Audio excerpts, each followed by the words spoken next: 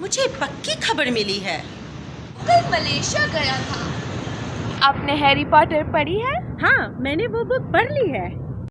हिंदी में तो हम ये सब आसानी से बोल लेते हैं क्योंकि हिंदी में हमें मैक्सिमम सेंटेंस भूतकाल यानी सिंपल पास्ट ही लगता है। प्रॉब्लम और कंफ्यूजन तब होता है जब हमें इसे इंग्लिश में बोलना होता है। तब हम ये नहीं समझ पाते कि हम इसे प्रेजेंट परफेक्ट टेंस में बोले या सिंपल पास्ट में। आज की वीडियो में हम जानेंगे what is present perfect tense, its use and what is difference between present perfect tense and simple past. Hello friends, my name is Dipshika and I am an English trainer. Welcome to my channel, English World.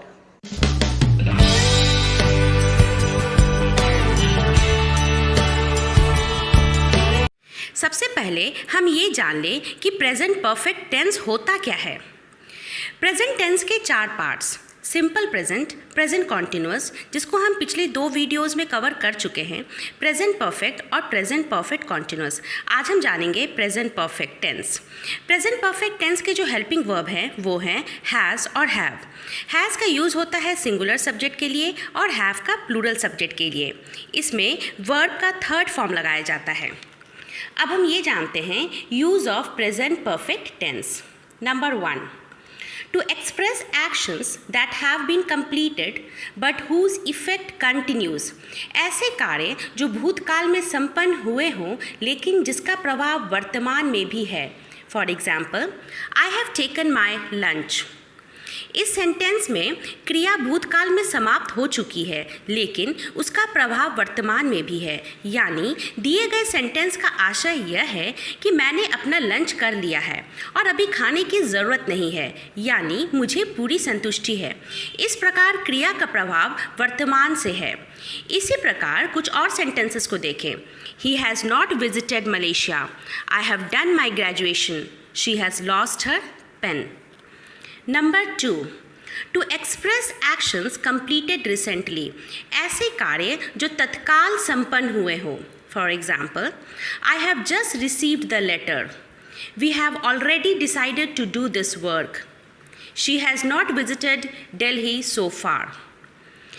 यहाँ ध्यान देने वाली बात यह है कि present perfect tense का प्रयोग कुछ शब्द जैसे yet, as yet, already, just now, so far, since, ever since, presently, once, twice, thrice के साथ किया जाता है। Number 3, to express actions started in the past and continued up to the present moment। ऐसे कार्य जो भूतकाल में आरंभ हुए और वर्तमान में भी जारी हैं।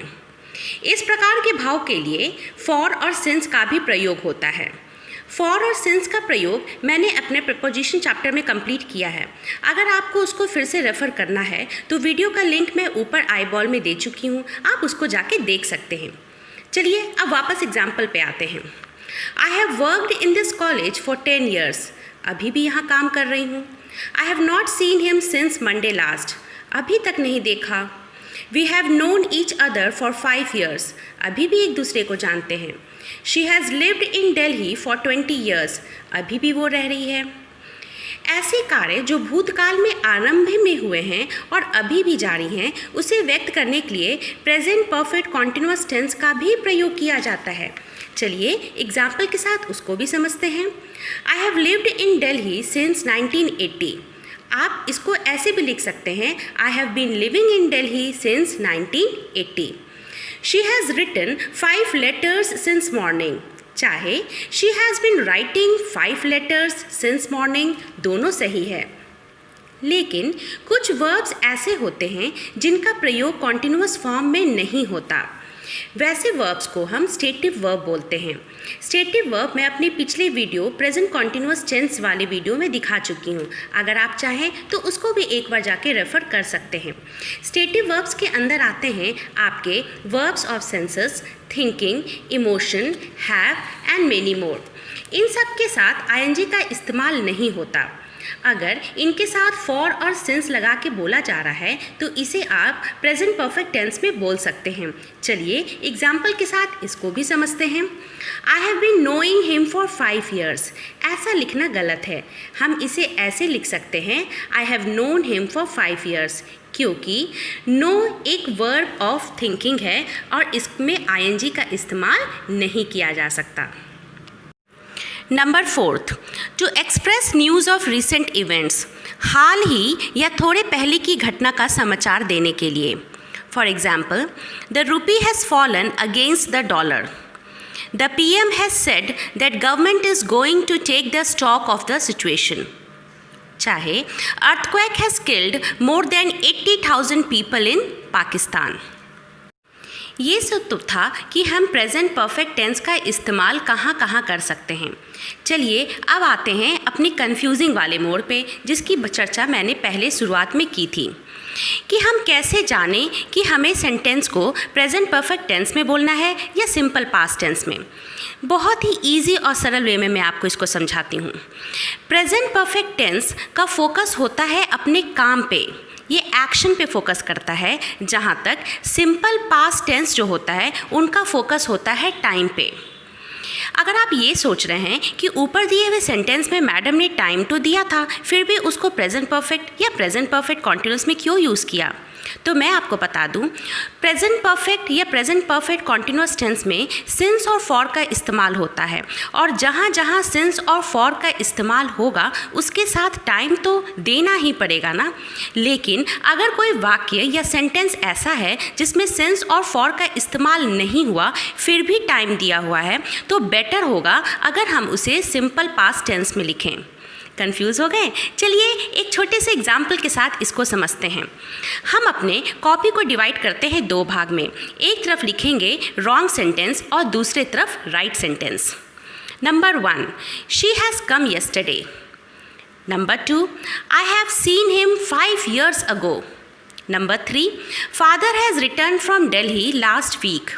Number 4, I have passed my matriculation in 1979. क्या आपने ध्यान दिया, इन सब किसी भी सेंटेंस में सिंस और फॉर का इस्तेमाल नहीं हुआ है, लेकिन सब में टाइम दिया हुआ है।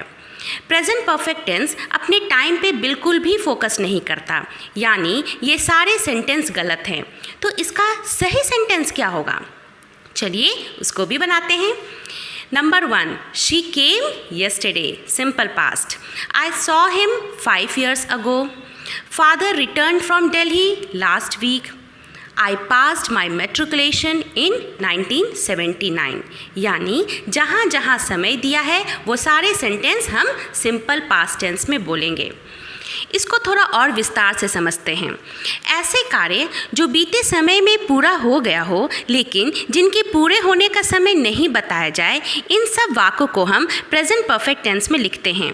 To express actions completed in the past but whose time of completion is not given, this type of sentences are written in present perfect tense. For example, I have bought a new TV set. Simply बताया गया है कि मैंने एक नया TV set लिया है, जबकि हमने उसको पास्ट में ले रखा है। तो अगर इसमें हमें समय लगाना है तो आपको क्वेश्चन पूछना होगा, when did you buy a new TV set? फिर आपका आंसर बनेगा सिंपल पास्ट में, I bought a new TV set yesterday. दूसरा एग्जाम्पल से समझते हैं। I have been to Agra once.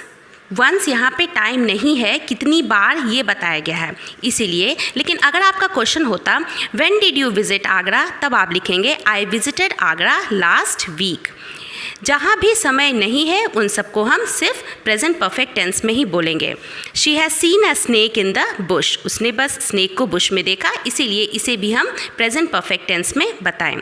तो इस प्रकार आपने जाना कि कोई भी सब सेंटेंस को कैसे आप जानेंगे कि उन्हें कौन से टेंस यानी प्रेजेंट परफेक्ट टेंस या सिंपल पास्ट में बोला जाए।